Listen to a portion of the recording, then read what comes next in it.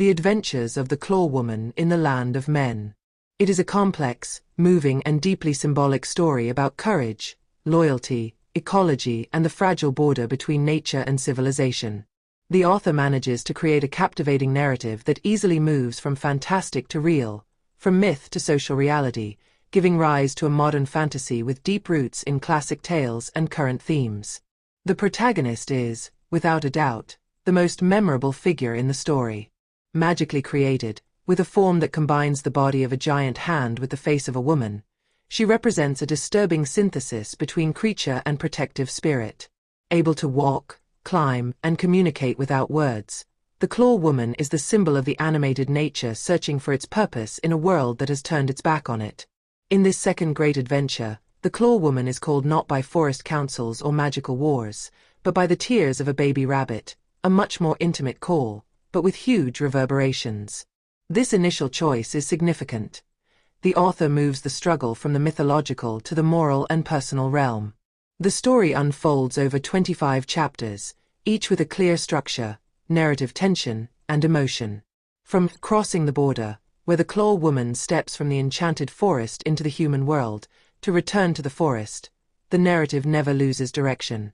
It is a journey with a double stake, saving the bunny's mother and then the entire forest. What impresses is the diversity of the narrative register.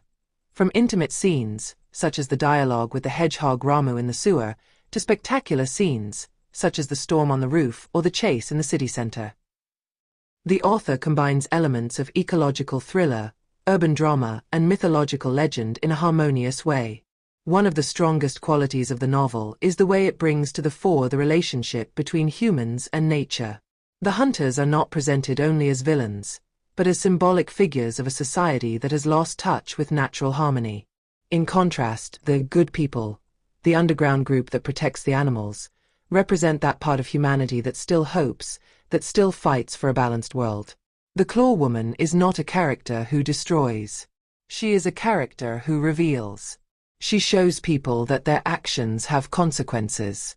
And when the televisions film her and the city is divided between those who worship her and those who hunt her, the conflict becomes more than physical, it becomes moral and cultural. The descriptions are some of the most successful aspects of the book. The storm on the roof, the underground tunnels, the old painting in the museum that resembles the face of the Claw Woman. All of these moments are described with meticulous attention to detail and a lyricism that never falls into excess. The metaphors are well chosen, and the symbolism abounds. The key that frees the bunny's mother is also the key to a new understanding between the worlds. The drawing